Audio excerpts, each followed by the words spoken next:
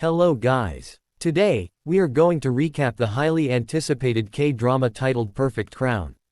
The episode opens by showing us a stark contrast between what the Joseon era used to be like in the past and what it has evolved into today.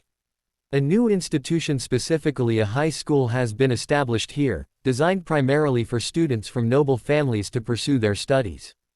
However, in practice, the school is open to children from every social stratum. Anyone is welcome to study here. The results for the 9th grade exams are released, and everyone gathers to see the outcome. 𝗖𝗍𝗲 discovers that he has once again placed second, while she, the girl who always beats him, has once again secured the first position. We are then introduced to this girl, our main heroine, Hui Ju. She approaches 𝗖𝗍𝗲, teases him, and remarks, "You lost again." 𝗖𝗍𝗲 retorts, "I come from a noble family. You take the top spot every single time, don't you ever get bored?" Hui Ju continues to tease him, asking, "Did you find the studies difficult? For me, it was quite simple. You should try harder next time." 𝗖𝗍𝗲 then attempts to mock her by making snide remarks about her family background. However, Hui Ju is not one to be outdone. She fires back by mocking his attire, telling him, "You ought to feel ashamed, why don't you just run away?" In the very next scene, the principal reprimands Hui Ju, telling her, "You shouldn't have taken the first position. This school is meant for noble students, not for the likes of you. Do you even know why the king established this school?" The principal points to a piece of pottery nearby and asks, "Do you know who created this?" Noticing a portrait of the king hanging nearby, she replies, "Yes, I do." The principal continues, "We never knew what kind of man this king was, or that he was the illegitimate son of a concubine. Yet, despite that, he possessed immense talent. I know you understand what I'm getting at." Hui Ju realizes that he is making a veiled reference to her own illegitimate status. She says nothing in response and simply walks away. Now, let's shift to the present-day scene. Here, Hui Ju serves as the CEO of Castle Beauty. She is holding a meeting with her employees, whom she scolds because the company's sales have plummeted once again. She was scheduled to meet with the owner of another company, but he abruptly cancelled on her. Hui Ju instructs her staff to track him down immediately.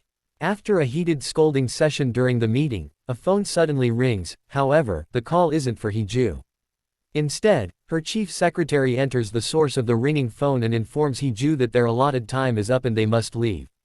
Hui Ju protests, claiming she still has one unfinished task, but Chief Secretary Ha-young insists that they depart at once.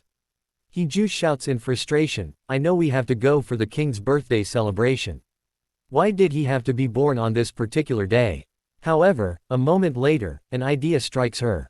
She turns to her employees and says, "I'm going to go there and pull a stunt. You'll figure out what it is soon enough. Just make sure you keep writing your articles." She adds, and the killer headline will be, "The king invites the castle group heir to his birthday banquet." In the next scene, she is with Ha-young. Ha-young asks her, "Are you really the heir?"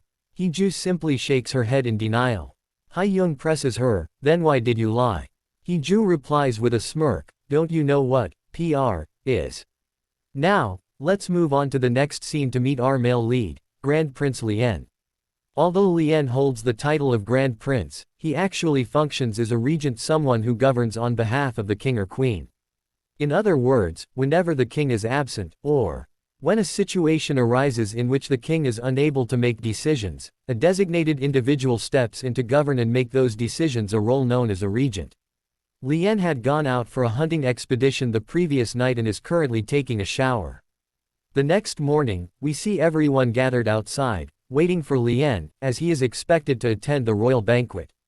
Yet, he simply refuses to come out. Just then, we see 𝗖𝗏's assistant, Choi Yun, arrive. Yun tells the court lady, "Don't worry, I'll go get him." He then calls out to 𝗖𝗏, saying, "It's me."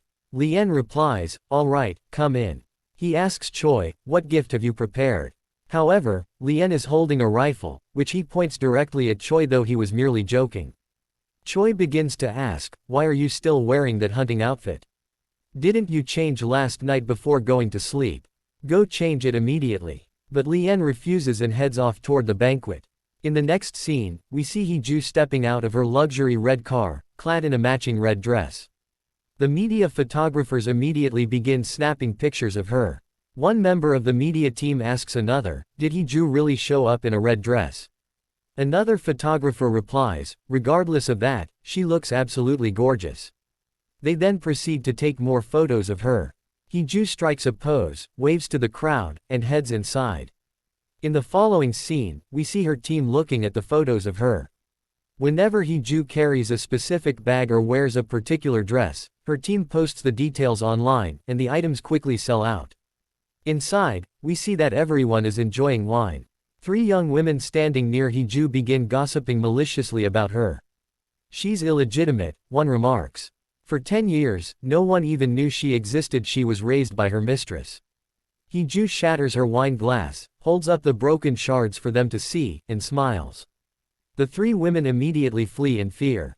Just then, Ju's older brother named 𝗖𝗍𝗲 approaches her. 𝗖𝗍𝗲 begins discussing the sales figures for their company, demanding to know why sales have been declining.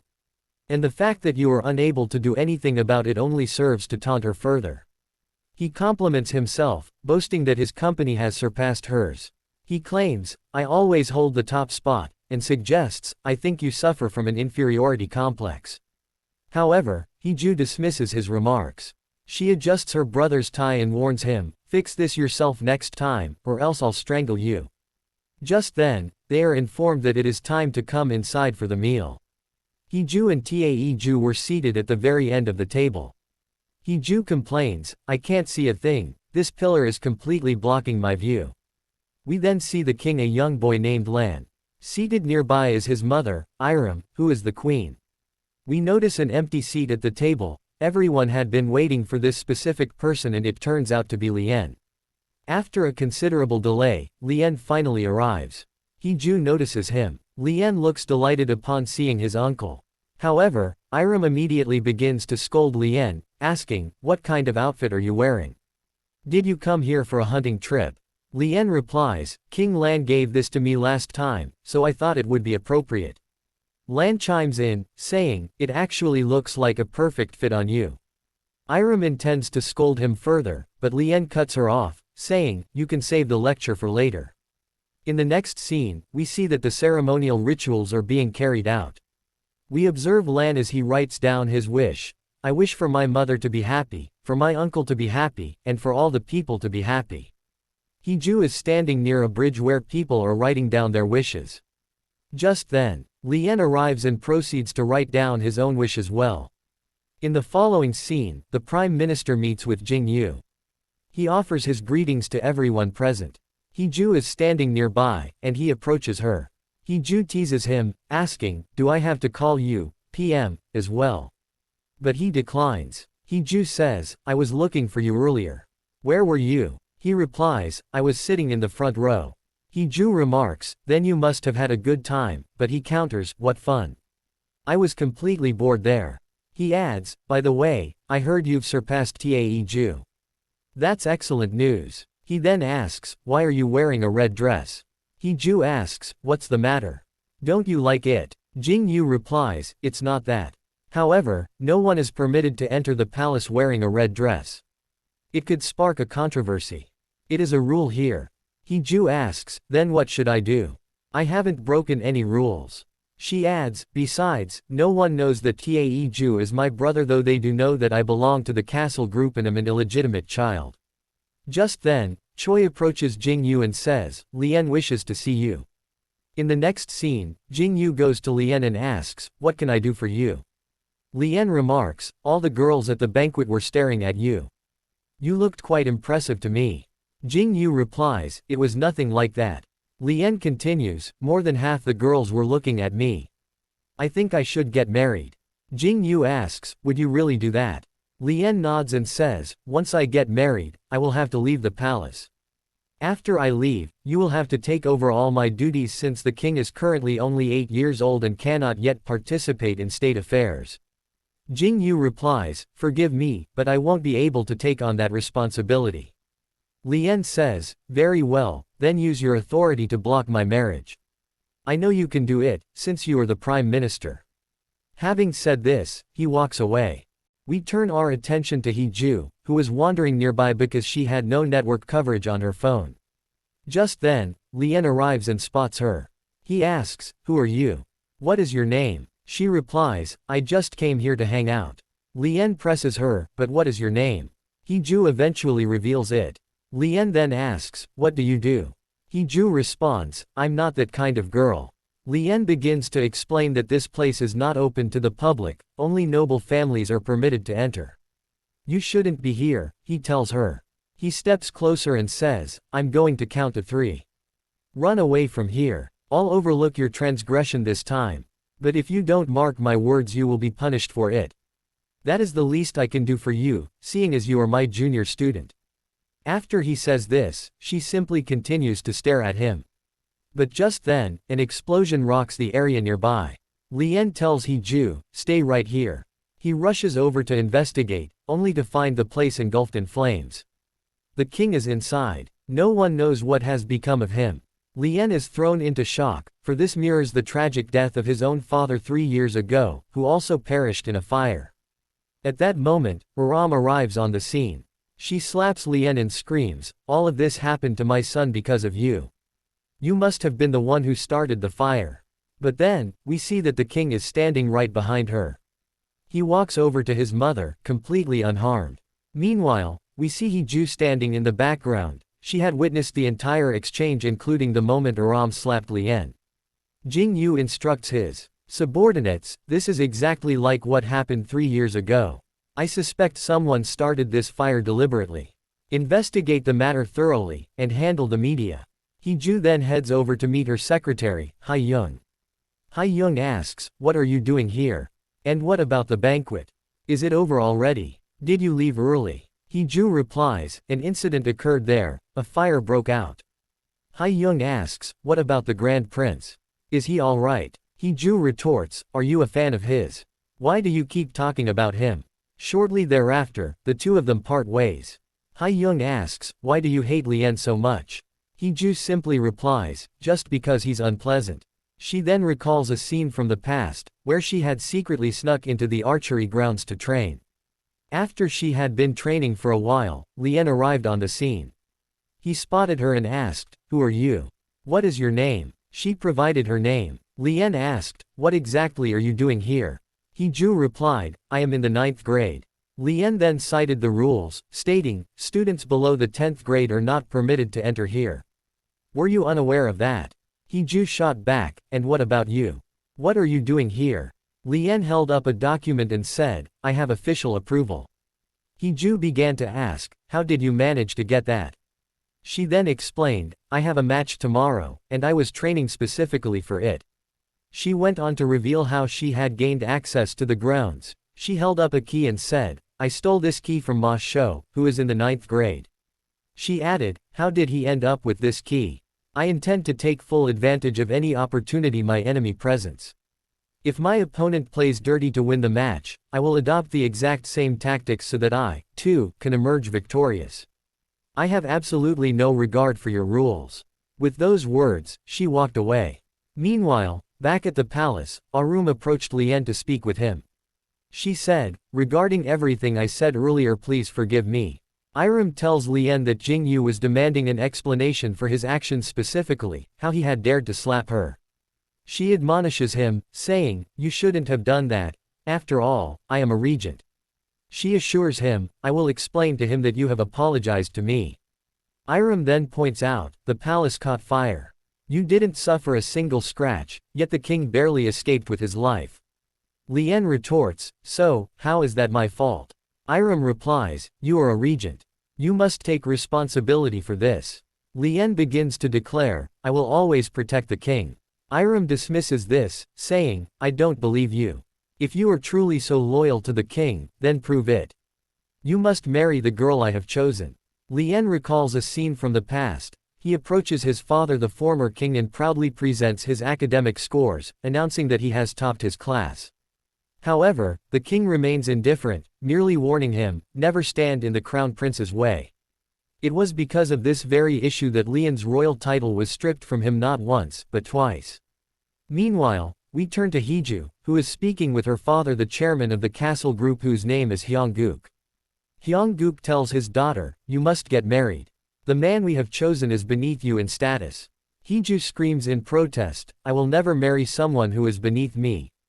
At the very least, he should be my equal. Just then, Taeju arrives with his wife, Daeyoung. Daeyoung explains, your father and I discussed this marriage together.